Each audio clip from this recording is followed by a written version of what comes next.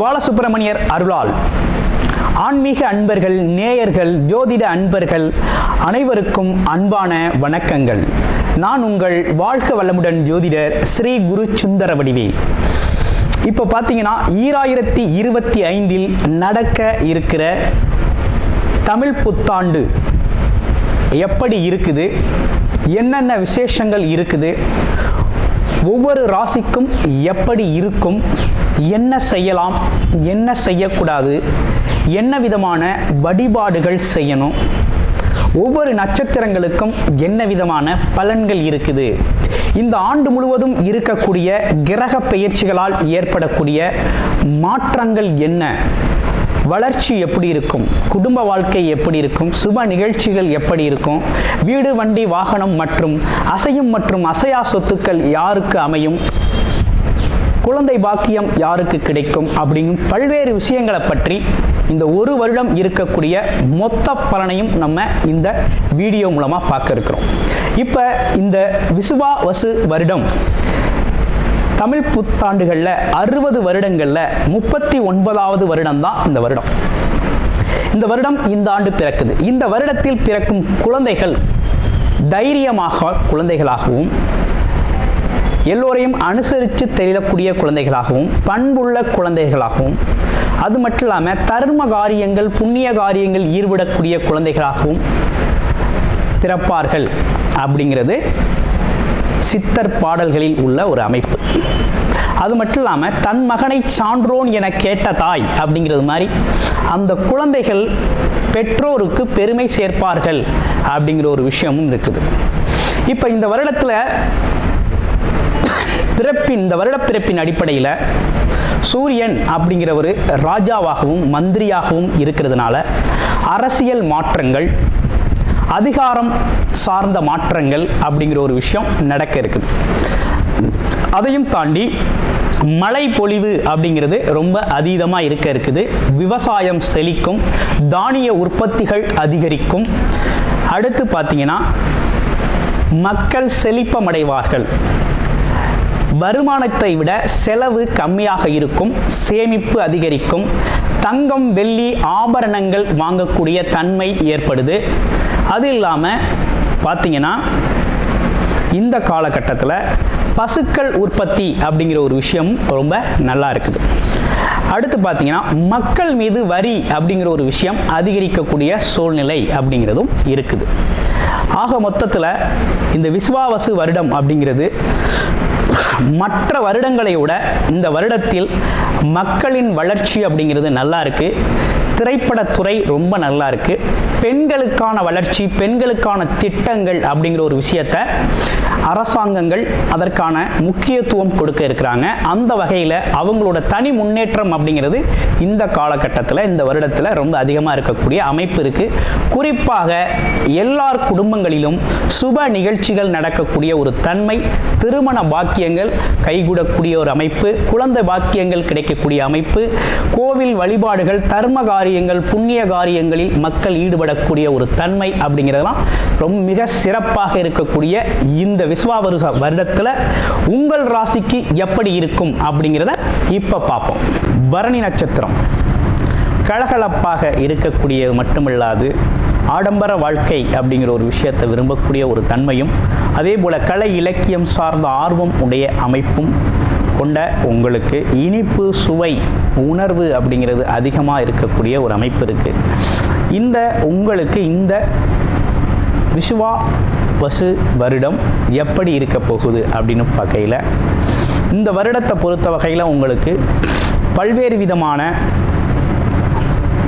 ஆசைகள், எண்ணங்கள் அப்படிங்கிற விஷயமெல்லாம், நீண்ட நாள் ஆசைகள்லாம் நிறைவேறக்கூடிய வகையில் அமைஞ்சிருக்கு.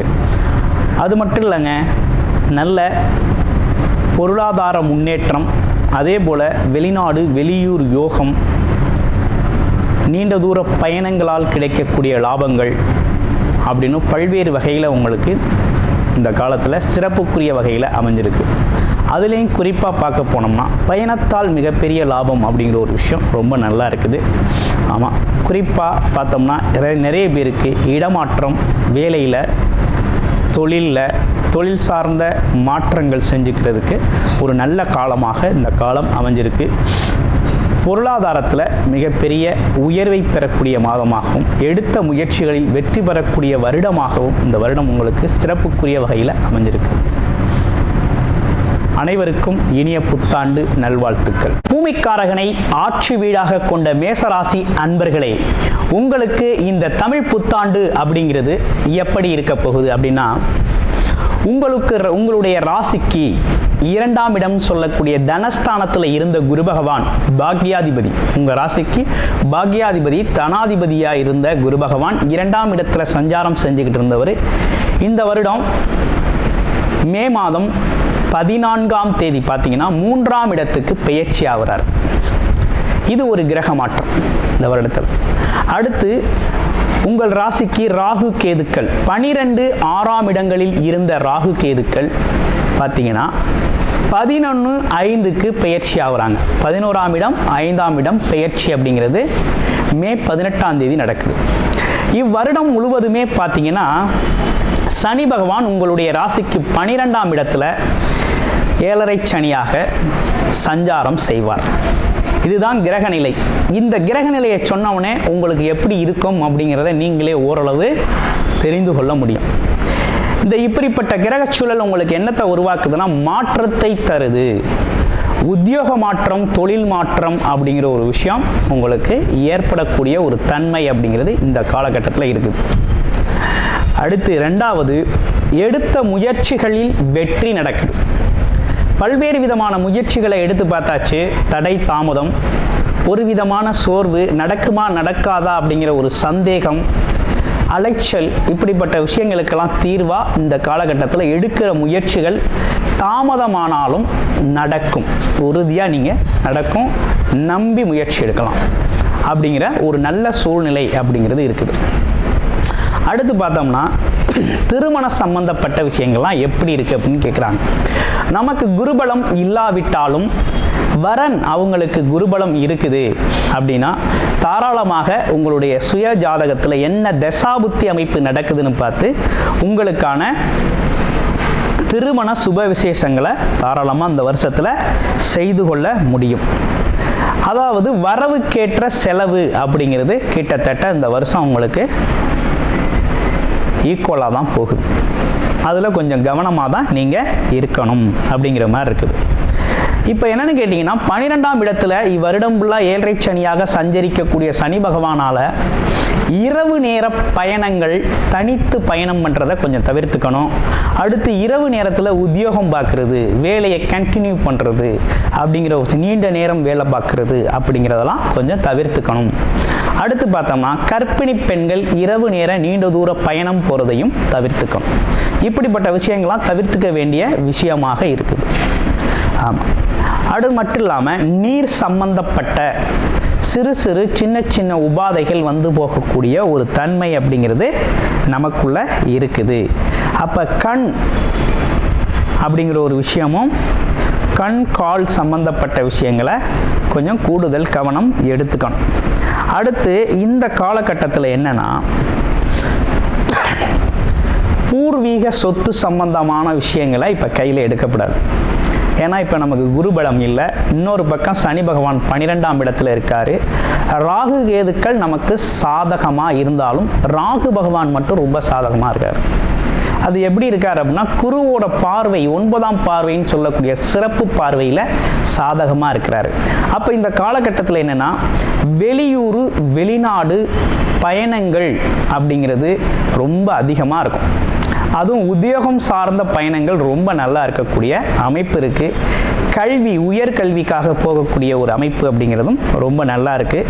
அப்போ இந்த காலகட்டம் அப்படிங்கிறது இவ்வளவு தான் இந்த காலகட்டத்து உங்களுக்கான சிறப்பான பலன்கள் அப்படிங்கிறது மாதிரி தான் இருக்குது.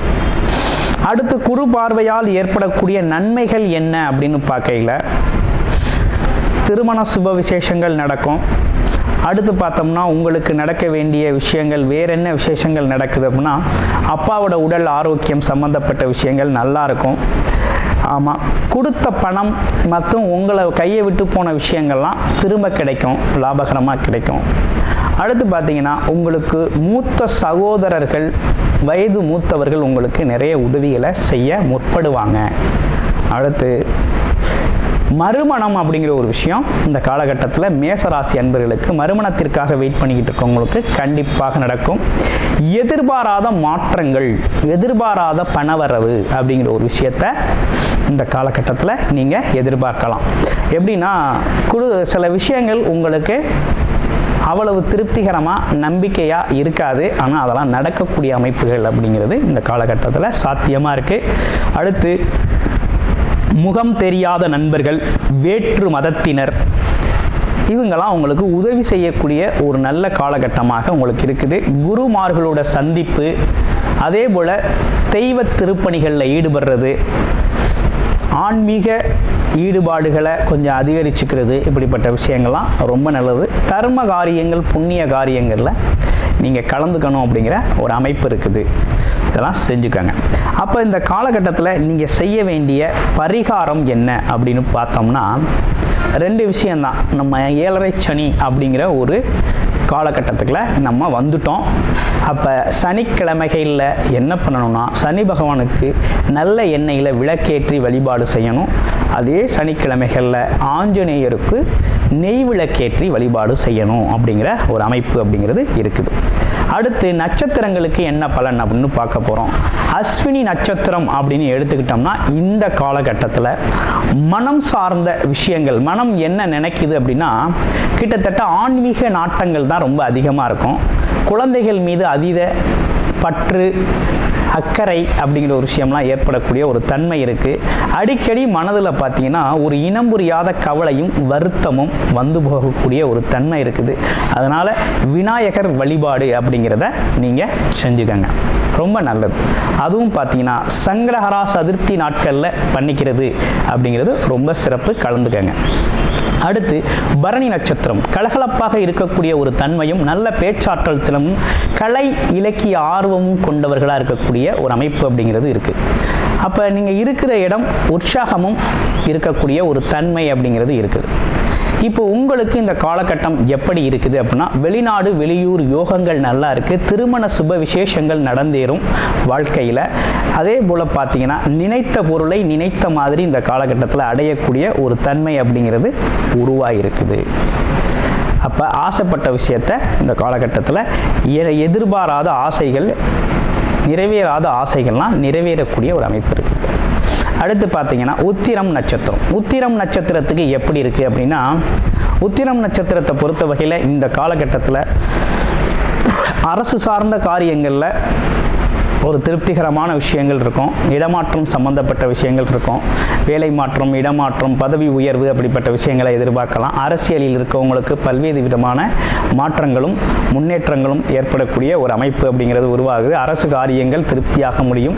எதிர்பார்த்த விஷயங்கள். இளைஞர்களுக்கு எப்படி இருக்குது அப்படின்னு பார்க்கல, இளைஞர்களுக்கு பார்த்தீங்கன்னா இந்த காலகட்டத்தில் போட்டித் தேர்வுகளில் ஜெயிக்கக்கூடிய ஒரு அமைப்பு அப்படிங்கிறதும் உருவாயிருக்கு.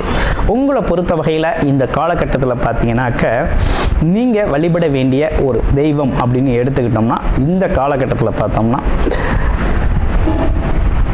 பிரதோஷ வழிபாடு அப்படிங்கிறத தொடர்ச்சியாக நீங்கள் செஞ்சுக்கிட்டு வந்தீங்கன்னா ரொம்ப சிறப்பாக இருக்கும்.